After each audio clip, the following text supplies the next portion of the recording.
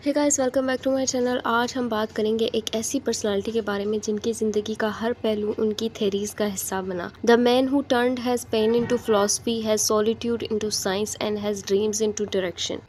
Carl Gustav Jung, 1975 to 1961, Swiss psychiatrist, psychoanalyst and the founder of analytical psychology. जंग 1875 में Switzerland के एक ऐसे घराने में पैदा हुए जहाँ पर 9 क्लर्जीमैन थे।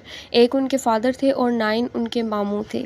एक डीपली रिलीजियस और कंजर्वेटिव इन्वायरमेंट, लेकिन इस रिलीजियस इन्वायरमेंट में भी कहीं ना कहीं इमोशनल एम्प्टीनेस छुपी थी।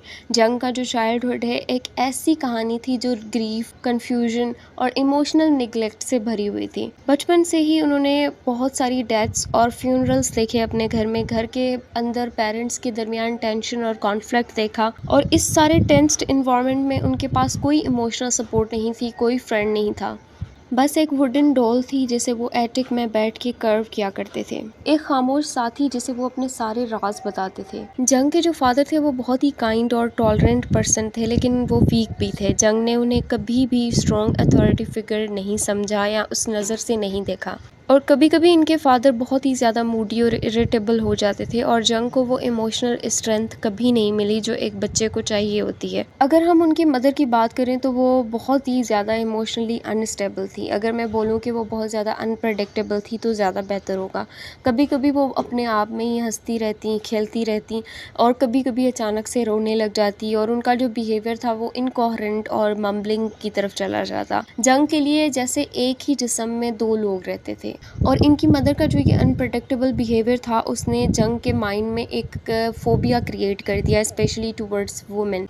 और उन्होंने लिखा है कि वो अपनी मदर को अनअट्रैक्टिव और फेट समझते थे, और शायद यही वजह थी कि उन्होंने फ्रूड का जो कॉन्सेप्ट था ओडिपस कॉम्प्लेक्स वाला, उसको भी रिजेक्ट कर दिया था, जिसमें फ्रूड ने कहा था कि हर लड़का अपने अर्ली चाइल्डहुड में अपनी माँ के लिए सेक्सुअल फीलिंग्स डेवलप करता है, अपने फादर को एक राइवल समझता है। और जंग ने इस थ्योरी को रिजेक्ट कर दिया क्योंकि उनकी अपनी माँ के साथ इमोशनल कनेक्शन बहुत ज़्यादा वीक थे, इसीलिए वो समझते थे कि ऐसी फीलिंग्स का तस्वर भी उनके लिए पॉसिबल नहीं है। जंग की जो लोनलीनेस थी वो बहुत ही ज़्यादा डीप थी। उनकी छोटी बहन के आने के बाद भी उस पर कोई फ़र्क नहीं पड़ा।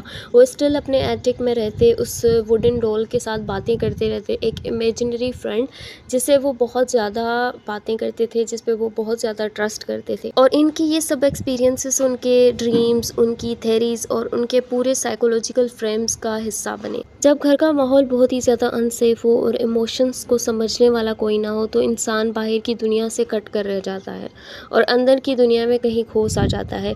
यही हुआ कार्ल जंग के साथ। उनको अपनी मदर पर बिल्कुल ट्रस्ट नहीं था और अपने फादर से वो बहुत ही ज़्यादा डिसअपॉइंट थे, और इसीलिए जंग ने कॉन्शियस वर्ल्ड को रिजेक्ट करना स्टार्ट कर दिया और अनकॉन्शियस की तरफ रुख कर दिया।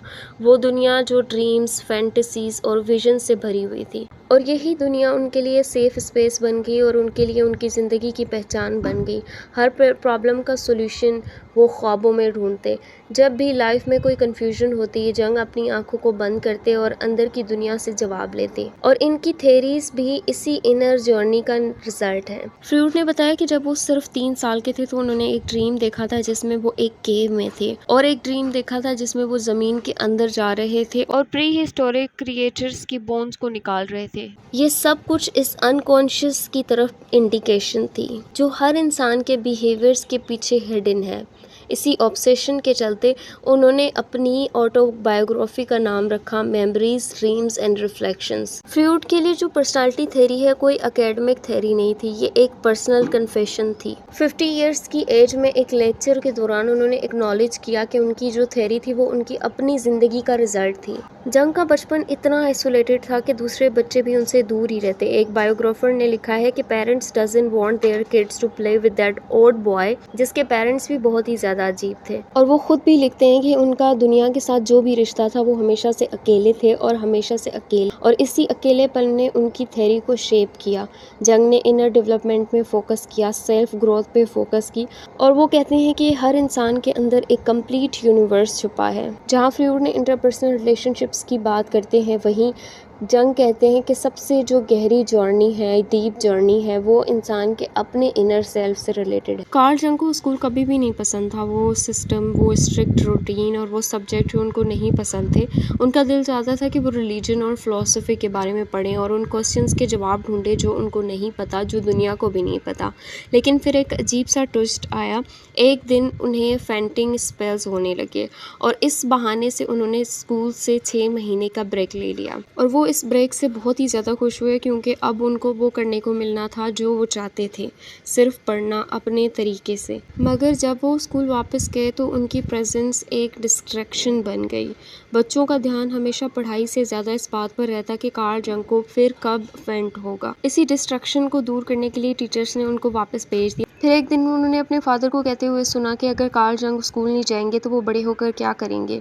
और ये बात कार्ल जंग के दिल में उतर गई और जैसे ही वो ठीक हुए वो जल्दी से स्कूल वापस आ गए और पहली दफ़ा दिल लगाकर पढ़ने लगे। और उन्होंने इस फेज़ के बारे में लिखा है कि ये एक्सपीरियंसेस जो उन्होंने इस फेज़ में गेन किए वो उनके लिए हेल्पफुल रहे न्यूरोटिक बिहेवियर समझने में।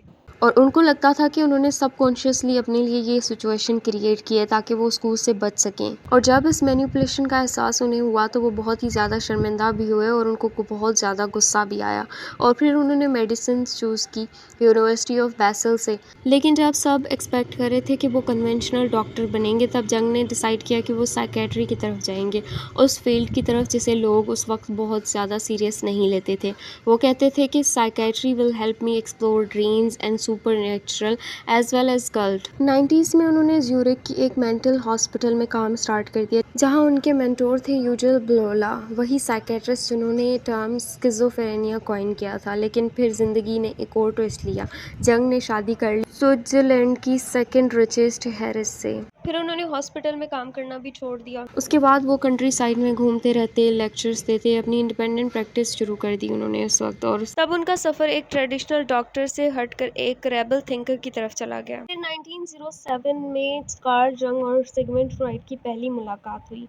तब दोनों ने अपने आइडियाज़, विजन्स को अच्छे से स्कैन किया। पहली मुलाकात में इनकी जो मीटिंग थी वो 13 घंटे की थी। ये 13 घंटे तक बात करते रहे। ये सिर्फ एक प्रोफेशनल मीटिंग नहीं थी, ये एक इंटेंस इमोशनल बॉन्ड का आगाज़ था। फ्रूट ने लिखा, I formally adopted you as a eldest son, my successor and crown prince. जंग ने इनके रिप्लाई में लिखा, let me enjoy your friendship not as one between equals but like father and son. लेकिन हर फादर सन में एक टेंशन ज़रूर होती है जहाँ पर एक बेटा जो है वो कभी ना कभी अपने बाप से आगे बढ़ना चाहता है। साइकोलॉजी में इसे ऑडिपस कॉम्प्लेक्स कहा जाता है और जंग फ्रूट रिश्ता इसी सिंबॉलिक टेंशन का एक मिसाल बनकर रह गया। फिर 1913 का दौर शुरू हुआ, कार्ल जंग की ज़िंदगी का वो साल जब उनको लगा कि उनका दिमाग उनके कंट्रोल से बाहर है। कार्ल जंग 38 ईयर्स के थे जब पहली बार उनको लगा कि वो रियलिटी से कट रहे हैं, यानी कि एक सिवियर न्यूरोटिक ब्रेकडाउन का शिकार हो रहे हैं। ये सिलसिला तकरीबन 3 साल तक चलता रहा और वो इतने शैटर्ड थे कि उन्होंने ज्यूरिख यूनिवर्सिटी से अपना लेक्चररशिप रिज़ाइन कर दिया और कई बार सुसाइड करने की कोशिश की। इस दौर में वो किसी किस्म का कोई साइंटिफिक काम नहीं कर पा रहे थे, लेकिन फिर भी पेशेंट्स का जो ट्रीटमेंट है उन्होंने जारी रखा। इस फेज़ में उन्होंने स्ट्रॉन्ग बनने की बहुत कोशिश की, हालांकि वो अंदर से बहुत ज़्यादा टूट चुके थे और बहुत सारे विविड और हॉरिफाइंग ड्रीम्स एक्सपीरियंस कर रहे थे। कार्ल जंग की ज़िंदगी का बाकी हिस्सा आउटवर्डली बहुत सक्सेसफुल था, लेकिन अंदर से उन्हें अजीबो गरीब रंग भरे हुए थे। कार्ल जंग बहुत ज़्यादा फेमस हो गए थे, लेकिन इस फेम के साथ साथ थोड़ी सी एसेंट्रिसिटी भी उनकी पर्सनैलिटी का हिस्सा बन गई थी। सुबह उठकर वो किचन में बर्तनों से बातें करते रहते, लिटरली।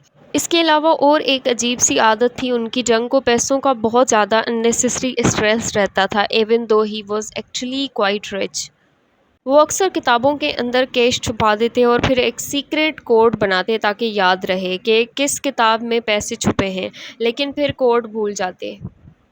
और अक्सर वो जार में पैसे डाल के भी दफना देते और फिर उनको भूल जाता कि किस पौधे के नीचे पैसे छुपे हैं। उनकी डेथ के बाद उनकी फैमिली को बहुत सारी बुक्स में से पैसे मिले।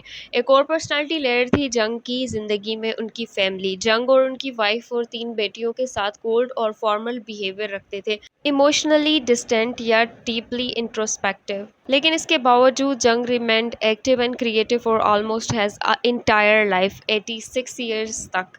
उनकी बुक्स पॉपुलर होने लगी, उनका नाम एनालिटिकल साइकोलॉजी में सॉलिडिफाई होने लगा और इंग्लिश स्पीकिंग वर्ल्ड तक उनकी रिच। चूँकि जंग के जो क्लाइंट्स थे वो बहुत ही ज़्यादा रिच थे, तो यही वजह है कि आज हम जंग को इंग्लिश में पढ़ पाते हैं।